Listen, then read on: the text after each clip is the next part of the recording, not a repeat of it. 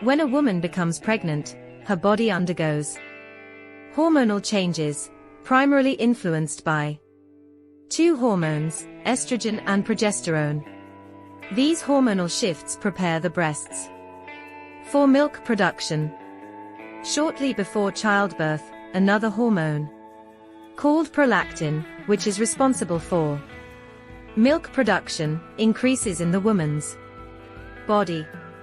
After delivery, when the baby begins to suckle at the breast, it stimulates the nerves in the nipple and areola, sending signals to the brain. Within the breasts, there are small clusters of glandular tissues called alveoli. These alveoli are responsible for producing milk. During pregnancy, under the influence of hormonal changes, these alveoli begin to multiply and enlarge. The mother's breasts got around 150,000 alveoli in each breast. This is many times more than the number of alveoli that a non-pregnant woman has. The extra alveoli help ensure the mother can produce enough milk to feed her baby. Inside each alveolus, there are specialized cells called secretory cells, or alveolar cells. These cells are the key players in milk production. They produce and secrete milk components such as proteins, fats, lactose, and immune factors.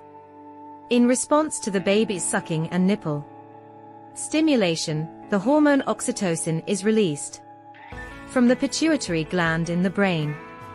Oxytocin triggers the letdown reflex, also known as the milk ejection reflex.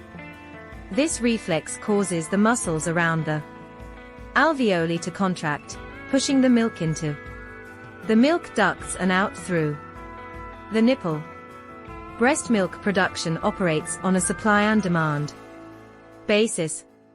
The more frequently and effectively the baby nurses, the more milk is produced. When the baby empties the breasts during feeding, it signals to the body to produce more milk to meet the baby's needs.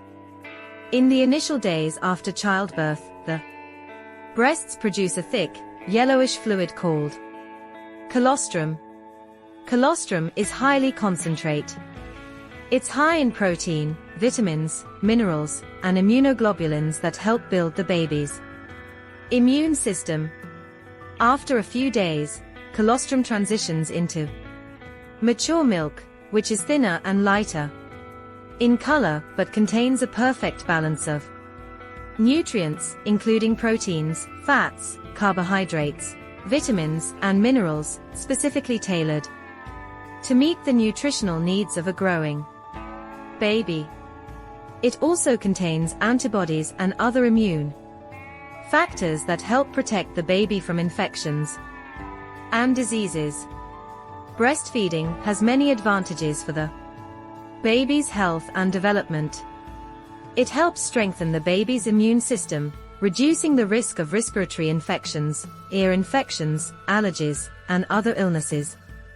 Breast milk is easily digested, leading to less constipation and diarrhea.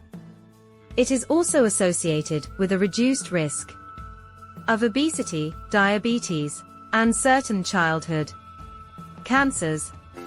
Breastfeeding provides several benefits for the mother as well.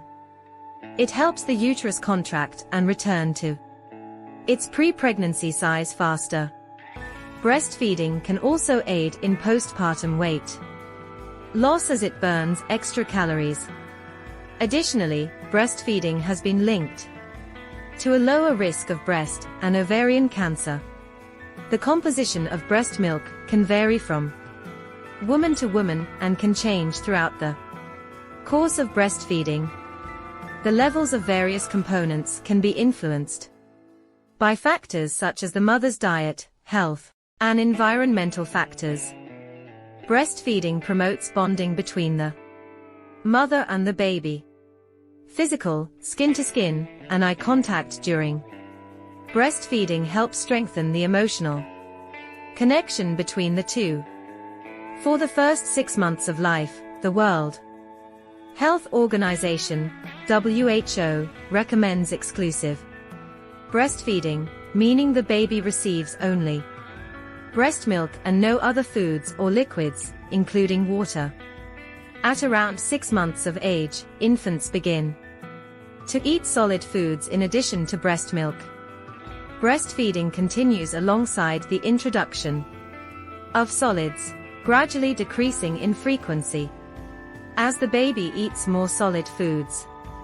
Breast stopping milk production, or breast weaning, is highly individual, and there is no fixed age at which breastfeeding must end. This can happen gradually and naturally when a mother and baby are ready to stop breastfeeding. The key driver for milk production is demand.